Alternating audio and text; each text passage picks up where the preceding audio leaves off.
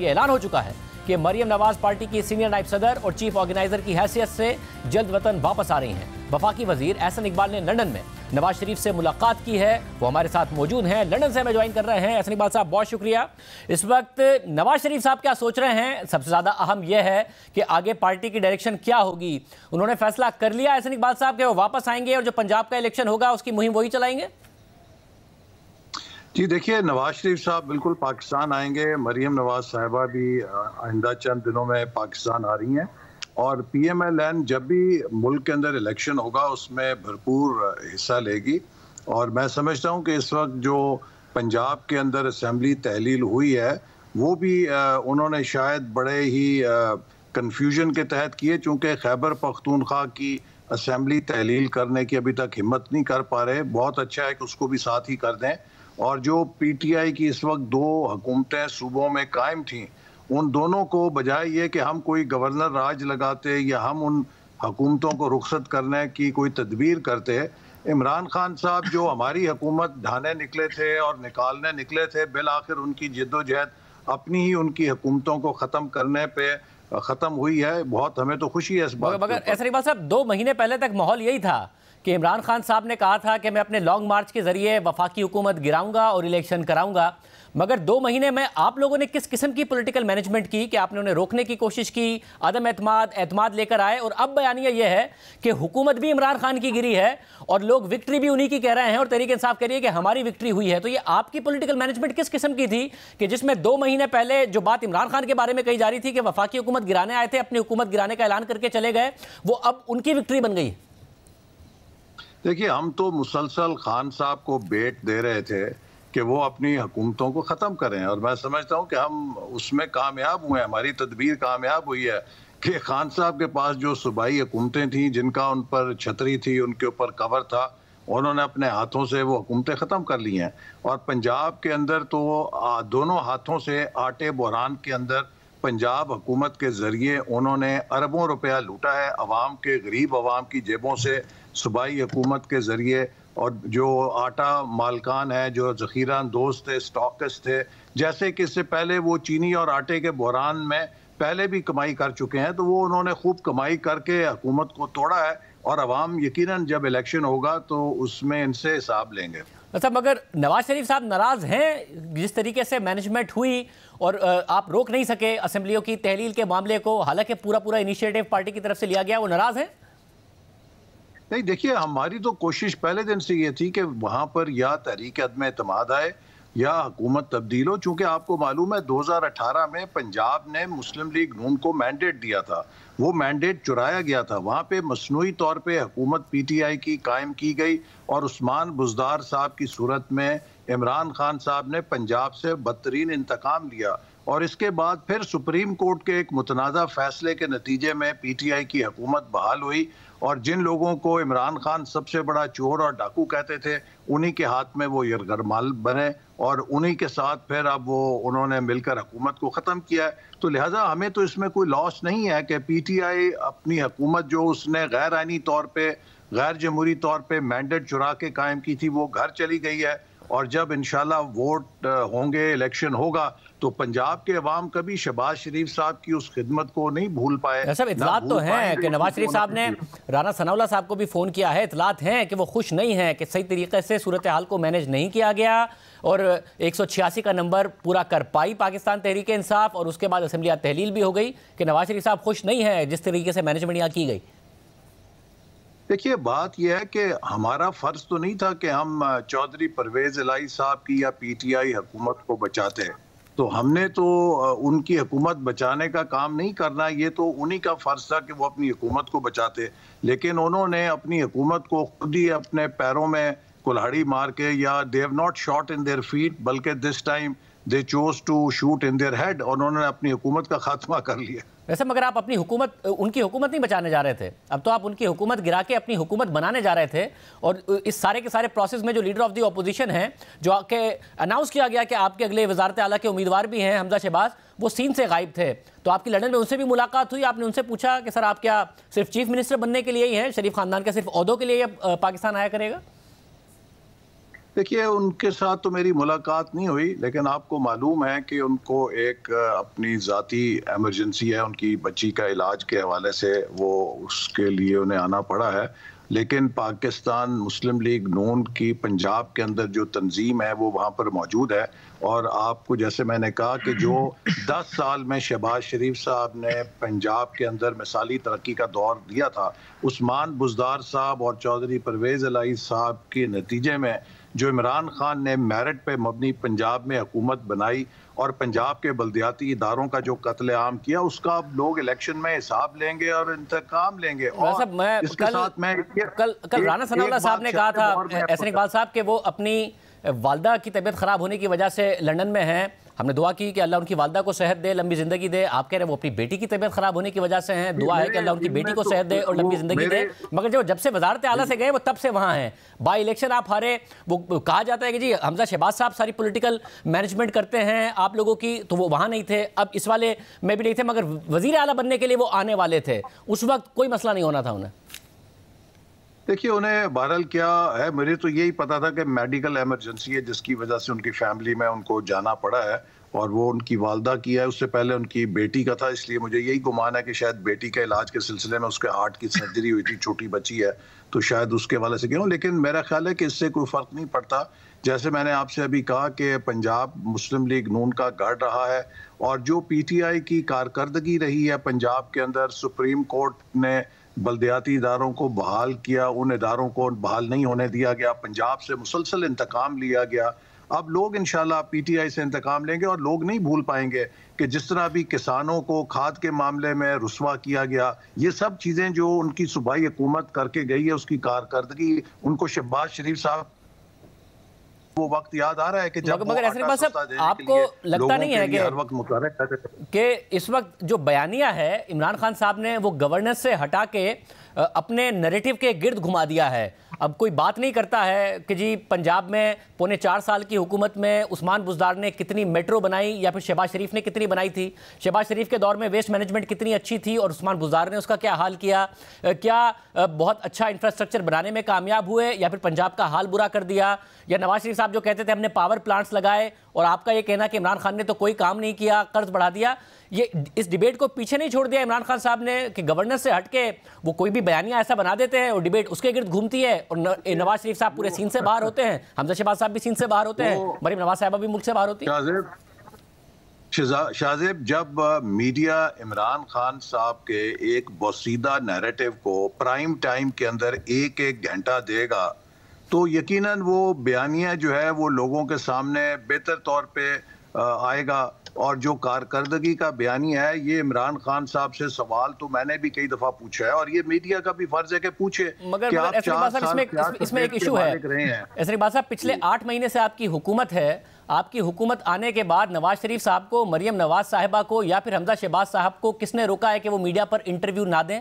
किसने उन्हें रोका है कि वो जब आपके जलसे हो रहे हैं तो उनमें तकरीर ना करें? किसने रोका है उन्हें? अगर वो खुद, तो ये मीडिया कैसे रिस्पॉन्सिबल है कि अगर शरीफ खानदान ने फैसला किया वो ना मीडिया पर आएगा ना कोई एफर्ट करेगा, मीडिया खुद ही दिखाएगा क्या?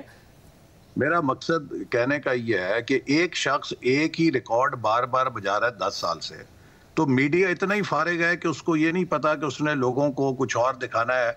उसकी वही घिसी पटी बातों का टेप जो है हर रोज 1 घंटे के लिए चलाना है। अगर तो मीडिया इतना ही फारिग है तो फिर मैं समझता हूँ कि दुनिया में कुछ नहीं हो रहा। इस वक्त बहुत अहम तर चीजें हैं जिनके ऊपर बात होनी चाहिए, लेकिन मैं फिर इस बात पर आऊंगा।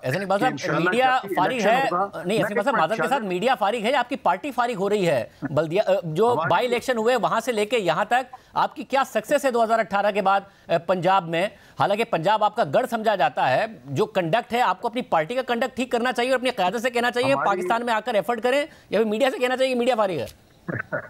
मैं तो इस बात पे कह रहा हूं कि मीडिया, जब नवाज शरीफ साहब पाकिस्तान में भी थे और मरियम नवाज साहबा भी थी, तो हमें तो बड़ी गिनती का वक्त मिलता था।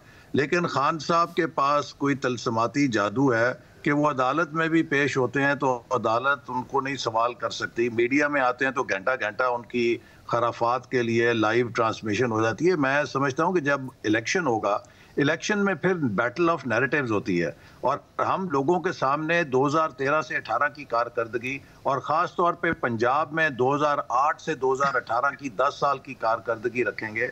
और जब खान साहब भी उस्मान बुज़दार साहब और परवेज़ इलाही साहब के दौर में जो पंजाब की बद इंतज़ामी हुई है, जिसको लोगों ने भुगता है, रिश्वत के जो रेट थे वो 100 गुना बढ़ गए थे। एक गरीब आदमी को अपनी मिल्कियत की फर्ज लेने के लिए कई कई लाख रुपए रिश्वत देना पड़ती थी।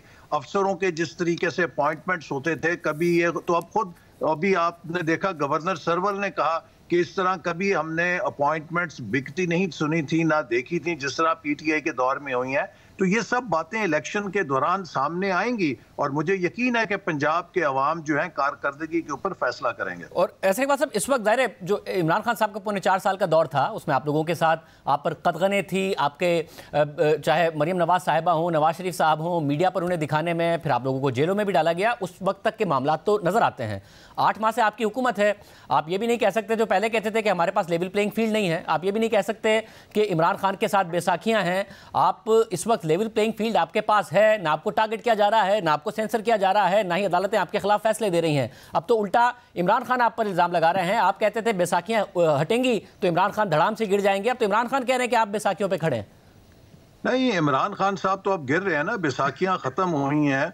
तो अब आप आकर लोगों में पूछें उनका किस तरीके से, किस तेजी के साथ अब ग्राफ नीचे जा रहा है। और जो खास तौर पे अब उनके करप्शन के वाकयात सामने आए हैं, लोग जो उनके बड़े पुरजोश हमायती थे, अब वो हमें राब्ता करके हमारे हलकों में वापस मुस्लिम लीग नून में लौट रहे हैं, जो उनकी पार्टी छोड़कर आ रहे हैं, इधर हमारी तरफ आ रहे हैं। तो उनकी अब वो शाइन जो गेंद की है वो बिल्कुल मिट चुकी है और इस गेंद में इतनी नरम हो गई है कि रिवर्स स्विंग भी नहीं हो सकती।